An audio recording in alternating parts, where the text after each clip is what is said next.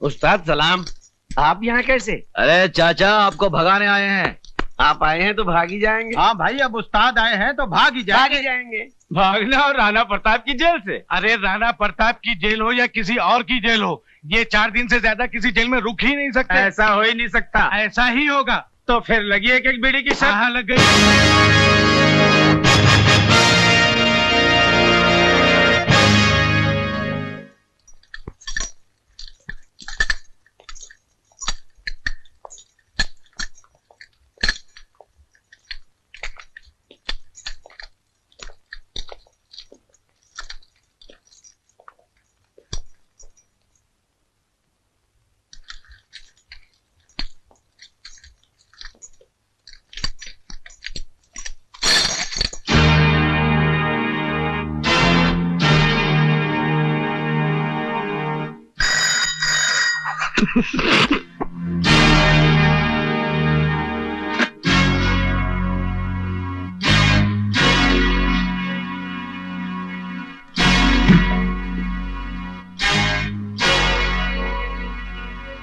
लोहे की जंजीर में तो शेरों को बांधा जाता है, इन मासूम मुजरिमों को नहीं, जो बुज़दिलों की तरह रात के अंधेरे में गुनाह करते हैं और दिन के उजाले में मुंह छुपा लेते हैं। जेलर साहब, ये आपकी आवाज सचमुच ही आपकी बहादुरी की निशानी है या हमारे नाम की दहशत? दहशत? राणा प्रताप सिंह उस सरहद का नाम है जहां दहशत भी पहुंचकर दम तोड़ देती है। लगता है आपने हमारा रिकॉर्ड नहीं पढ़ा। हम वो तेजाब हैं जो लोहे की सलाखों को भी जलाकर राख कर देते हैं। हमें यहां से भागने से कोई नहीं रोक सकता। अगर तुम्हें भागने के लिए सारा जेल भी कहेगा तो तुम भाग नहीं सकोगे। आप भागने की बात कर रहे हैं? अगर आप कहें तो हम अकेले नहीं, पूरी जेल को साथ में लेकर भाग जाएं। यप। हवाओं के टकराने से पहाड़ में सुराख नहीं हुआ करते, फिर भी हमें तुम्हारा ये अंदाज पसंद आया। ये हमारा वादा रहा कि तुम्हें भागने के लिए ऐसा मैदान देंगे कि तुम भागते भागते थक जाओगे, लेकिन मैदान खत्म नहीं होगा। और जब नजर उठाकर ऊपर देखोगे तो राणा प्रताप सिंह तुम्हारे सामने कानून की मजबूत दीवार की तरह खड़ा होगा। बंद कर दो इन्हें।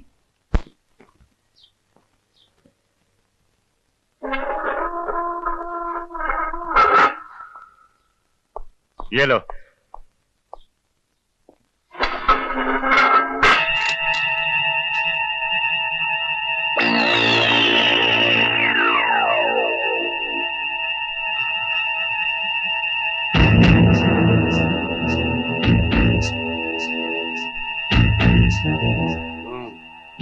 बोले ये तो ऐसा आराम से लेटा है जैसे कंबल पर नहीं, चंबल में लेटा। सोने दो उसे। क्यों? ये क्या कर रहा है? लो लो लो। दे दे दे दे।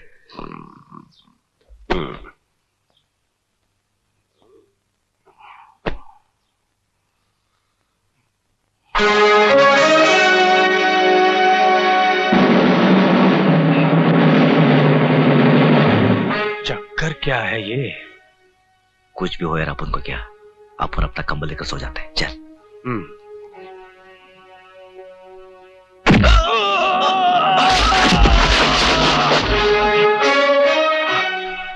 गधे ने दुलती बहुत जोर से मारी। घूरता भी है साला। पल्लू और अन्नू पर लात चलाता है।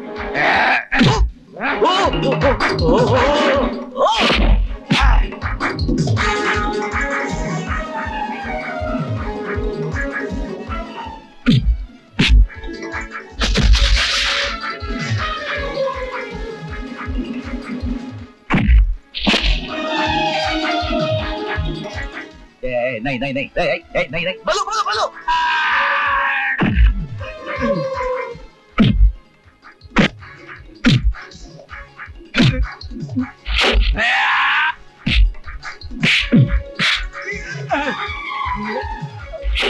चला जा बल्लू।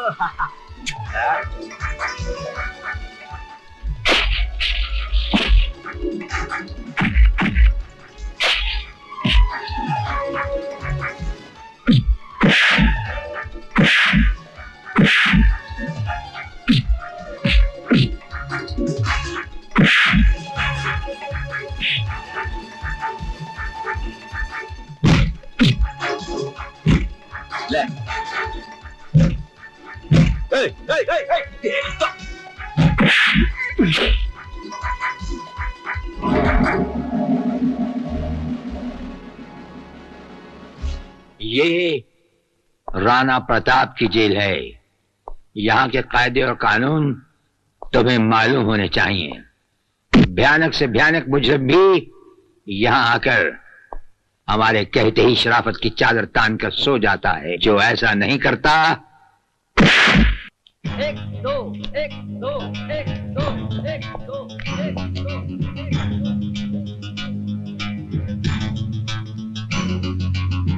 क्या क्या बे स्पॉट लगा रहा है? इधर नहीं चलेगा। चल फुट फुट। ए मोटू, बहुत बदमाश है तू साला।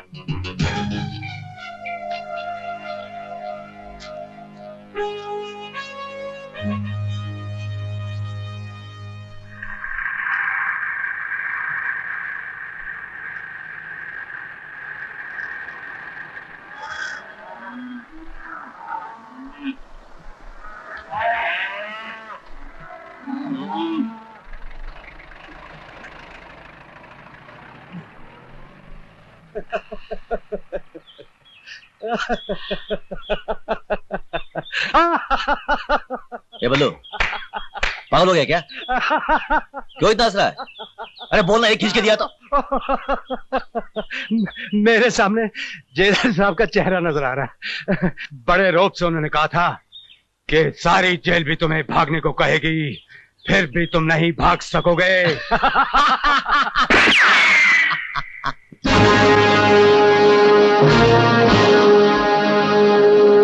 पहचाना हमें? जेलर, जेलर राणा प्रताप सिंह, वही तुम्हारा पुराना दोस्त। तुमसे कहा था ना, जहां जाओगे मैं खड़ा पाओगे, फर्ज की एक दीवार बनकर। कच्ची रोटी खाते खाते यार फोन कर दो, नहीं सोचा था कच्ची रोटी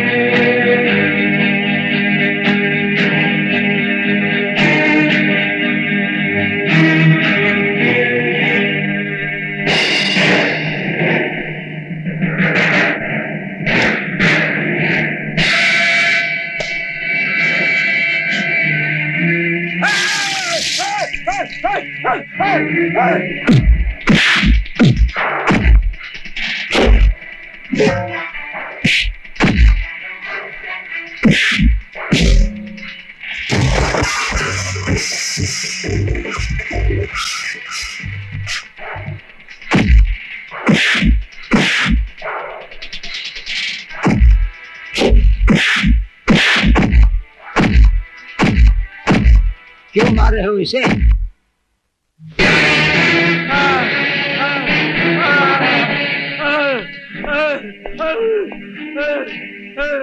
ये सब कैसे हुआ? इससे क्या पूछते हो साहब, हमारे से पूछो। हमारे साथ जो भी बदतमीजी करता है उसका यही हाल होता है।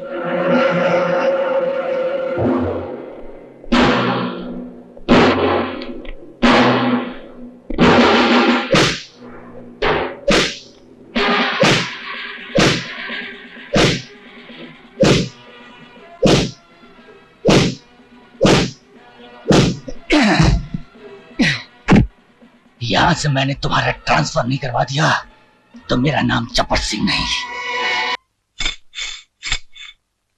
ए बंदूक है यार, बंदूक।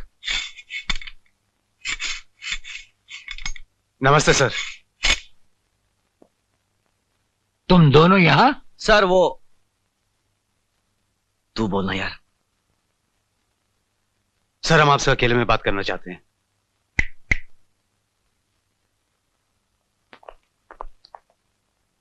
कहो क्या कहना है? सर हम दोनों को 4 दिन की छुट्टी चाहिए। तुम्हें 4 दिन की छुट्टी चाहिए? कुछ गलत बोल दिया क्या? गलत ही बोलता है। सर हमें पता चला है कि हमारे अनाथ आश्रम के बच्चों की जिंदगी खतरे में है, इसलिए हमारा बाहर जाना बहुत जरूरी है। ये जेल है, किसी कॉलेज का हॉस्टल नहीं। जब चाहे वार्डन से जाने की इजाजत ले ली। हम जानते हैं सर, लेकिन हम दोनों का जाना बहुत जरूरी है। ये कानून के खिलाफ है, हम इसकी इजाजत नहीं दे सकते। तुम अपने काम की ड्यूटी पर वापस जाओ। सर आप हमें अच्छी तरह जानते हैं, लेकिन हम आपकी इज्जत करते हैं, इसलिए आपसे इजाजत मांगने आए हैं। वरना अब तक तो कब के जेल से भाग गए होते। तुम दोनों दिल के अच्छे हो, इसलिए हमने सुन लिया। वरना हमारे सामने ऐसी बात करना तो दूर, सिर्फ सोचने वाले को ही छत से उल्टा टांग दिया जाता है। सर आप हमारे जज्बात समझने की कोशिश कीजिए।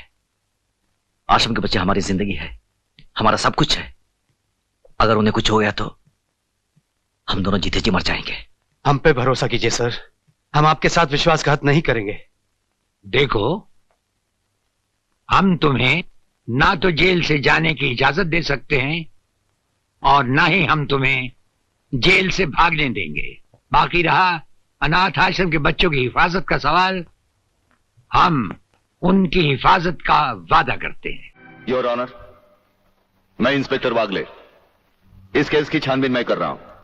अदालत से इस केस के बारे में कुछ कहने की इजाजत चाहता हूं।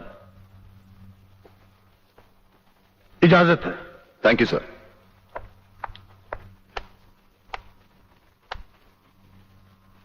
योर ऑनर, इंसाफ के इस मंदिर में आपको न्याय करते हुए कई साल हुए होंगे और इन सालों में आपके सामने रेप और मर्डर्स के अनगिनत केसेस भी आए होंगे। क्या उन अनगिनत केसों में आपके सामने कोई ऐसा केस आया है जहां कत्ल और बलात्कार करने वाले ने जिसके ऊपर बलात्कार किया है उसे खुद अस्पताल पहुंचाया हो? ये तो अभी तक सुना नहीं कभी। सही कह रहा है ये, कुछ ना गड़बड़ जरूर है। बहुत बड़ी ऑर्डर ऑर्डर। इंस्पेक्टर वागले, मुझसे सवाल करने की बजाय आप इस केस में रोशनी डालिए। वही कोशिश कर रहा हूं सर। अदालत सरकारी वकील की जिन दलीलों को मद्देनजर रखते हुए इन लड़कों की जमानत नामंजूर कर रही है, मैं उन्हीं दलीलों के बारे में कुछ कहने की इजाजत चाहूंगा। इजाजत है। सरकारी वकील का कहना यह है कि अनीता चौधरी की लाश के पास संजय चौहान का पर्स मिला। हो सकता है बेहोश राधा टंडेल को उठाते वक्त वो पर्स वहां गिर गया हो। अब इनका कहना यह है कि राधा टंडेल ने इन लड़कों के खिलाफ बयान दिया है। यह भी तो हो सकता है कि वो बयान उसे किसी के दबाव में आकर दिया हो। जिस डॉक्टर ने बलात्कार की रिपोर्ट बनाई वो भी खरीदा गया हो। आपकी इन दलीलों से अदालत अपना फैसला नहीं बदल सकती। यह फैसला आप जबरदस्ती इन पर लाद रहे हो। इंस्पेक्टर वागले, अगर मैं चाहूं तो अदालत की तौहीन के जुर्म में मैं तुम्हें अभी टर्मिनेट कर सकता हूं। कोई परवाह नहीं है मुझे इस बात की। मेरा तो विश्वास उठ गया इस कानून से। कौन सा कानून, कैसा कानून? यह कानून तो चंद मुजरिमों की रखेल बन बैठा है। इसलिए लोग अदालत का दरवाजा खटखटाने के बजाय गुंडों की चौखट चूमते हैं। Take him out of the court. अगर जिंदगी में किसी से रिश्वत ना ली हो तो ही मुझे हाथ लगाना।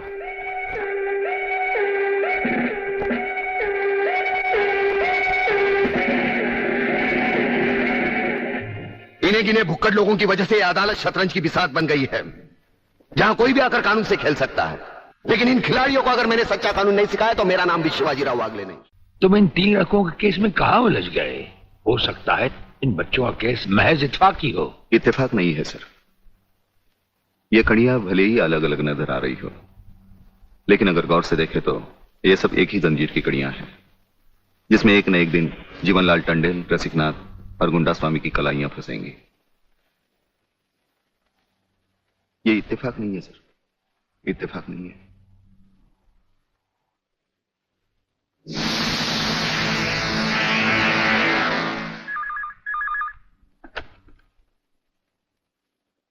हेलो सर, मैं तुम्हारी आवाज अच्छी तरह पहचानता हूं जेलर।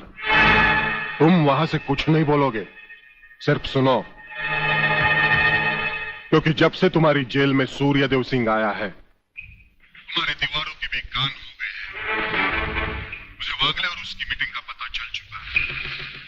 वो 3 लौंडों के केस की सीढ़ी बनाकर मुझ तक पहुंचे। उसके पहले उसकी सीढ़ी के हर डंडे को काटकर फेंक दूंगा मैं। सुनो जी।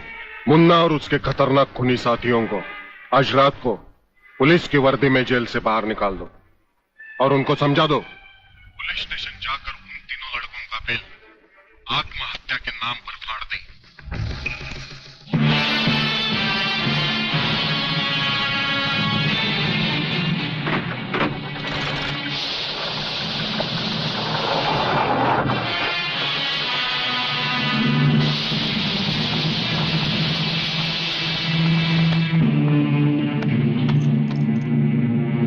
टेलीफोन का वायर काट दो,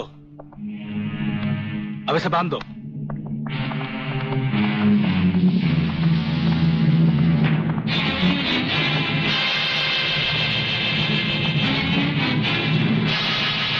डरो मत, तुम्हारी जमानत हो चुकी है। हम लोग तुम्हें रिहा करने आए हैं।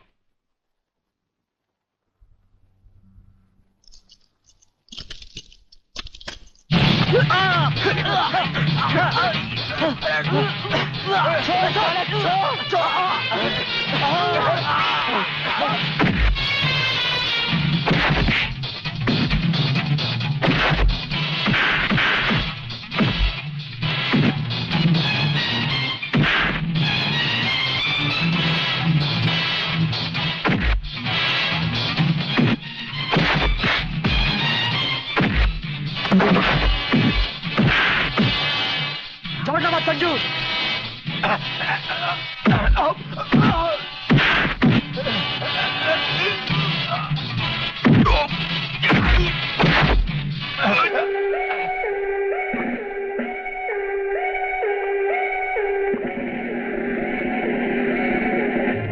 क्या बकते हो? किसने बताया तुम्हें?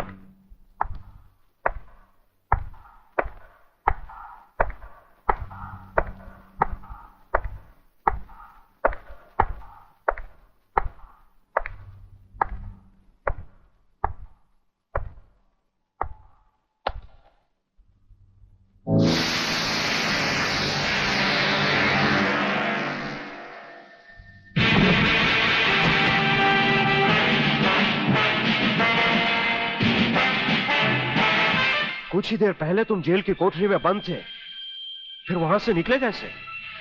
और अपने ये कपड़े पहनकर यहां किसके हुक्म से आए? हम अपने हुक्म के खुद मालिक हैं। हम अपने हुक्म से ही अंदर आए थे और अपने हुक्म से बाहर चले जाएंगे। तुमसे अच्छी तरह मिल लेने के बाद। तुम्हें अच्छी तरह मालूम होना चाहिए कि तुम किसके सामने बैठे हो। हमें मालूम है, इसीलिए तो जूते तुम्हारे मुंह के सामने रखे हैं। तुम जैसे गद्दारों से हम नहीं, हमारे जूते ही मुंह लगाते हैं। सूर्यदेव सिंह! ब्रिगेडियर सूर्यदेव सिंह, भूल कैसे गए? हम आज भी ब्रिगेडियर हैं, कल भी ब्रिगेडियर थे। जेल में आना तो एक नाटक था तुम जैसे मुजरिम तक पहुंचने के लिए। और ये रहे तुम्हारे काम के कागज। ये हमारा रिहाई का ऑर्डर और ये है तुम्हारी गिरफ्तारी का वारंट।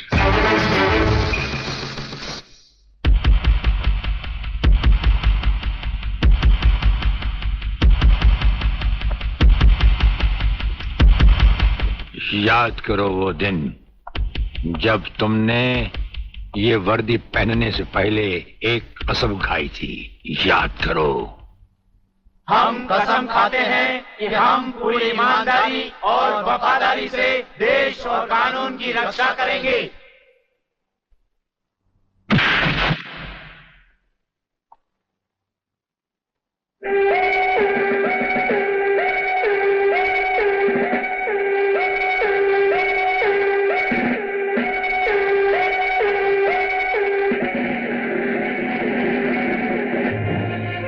इन नंगों की बारात में ये वर्दी वाला दूल्हा नहीं जाएगा वागले।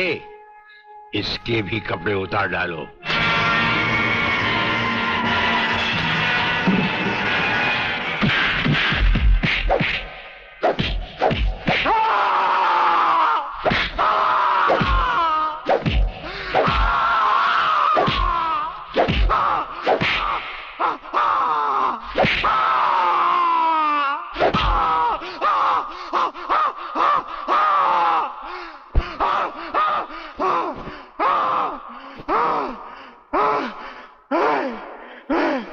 बच गया हूँ। मैं बेकसूर हूँ। प्रलयनाथ के बारे में मैं कुछ नहीं जानता।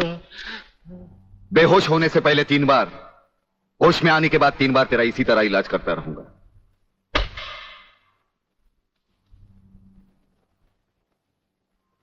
साथियों, तुम लोगों को शायद यह मालूम नहीं, ये प्राइवेट और इमरजेंसी मीटिंग मैंने क्यों बुलवाई।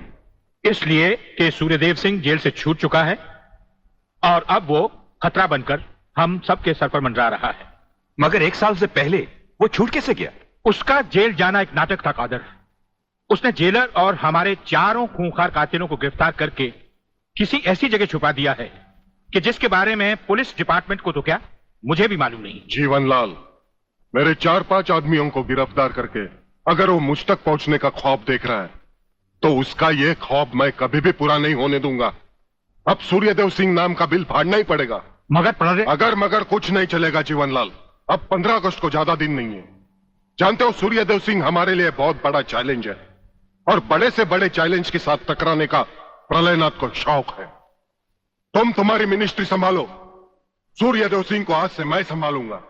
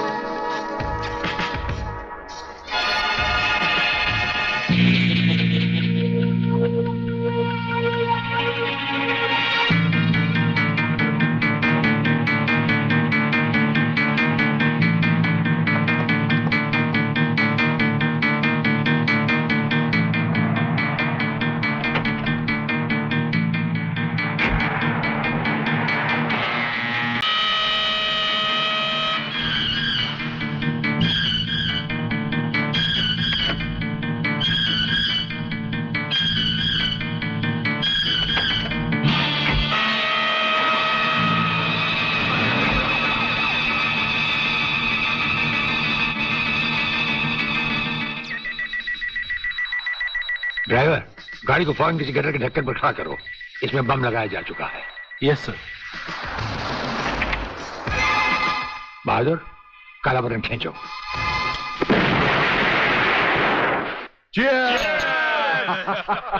पियो, आज जी भर कर पी लो।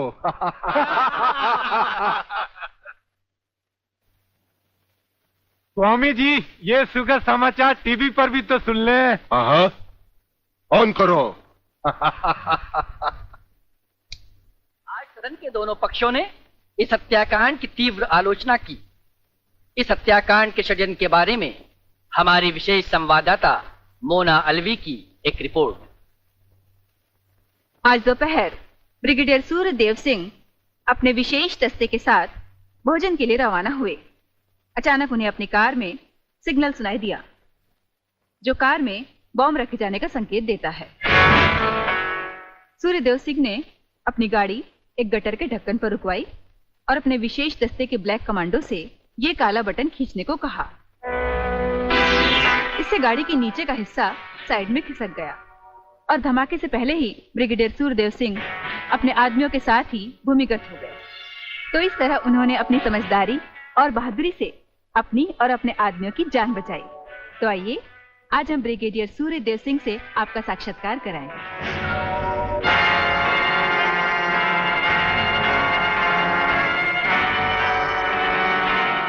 ब्रिगेडियर साहब, क्या आप हमें बताएंगे कि इस साजिश में किसका हाथ है? हाँ, हाथ होता तो कभी का काट चुके होते हम। ब्रिगेडियर साहब, आप हमारे दर्शकों को बताएंगे कि इन देशद्रोहियों ने आप पर हमला क्यों किया?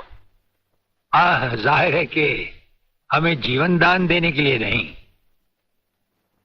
हमारी जबान भी हमारी गोली की तरह दुश्मनों से सीधे बात करती है, टीवी पर नहीं।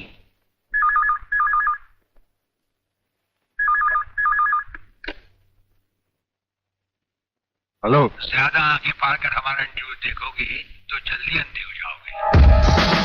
ये समाचार देखने का नहीं, पैगाम सुनने का वक्त है। हेलो हेलो, तुम फोन कहां से कर रहे हो? तुम तो टीवी पर हो। हम टीवी पर भी हैं और हमारे घर पर भी।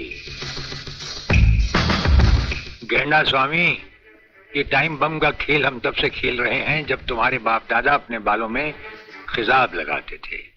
याद रखना, तुमने सिर्फ एक टाइम बम फिट किया था जो हमारा बाल भी बैंका न कर सका, मगर हमने तुम्हारी मौत के लिए इतने बम तैयार कर रखे हैं जो तुम्हें तो क्या, तुम्हारे पालतू कुत्तों को भी बचने का टाइम नहीं देंगे। ब्रिगेडियर साहब, क्या आप उन देशद्रोहियों को कोई पैगाम देना चाहेंगे? पैगाम? हमारा पैगाम तो उन तक पहुंच चुका है। हम आपको यकीन दिलाते हैं कि हमें जिंदा देखकर वो अपनी टीवी तोड़ डालेंगे। अबे साले!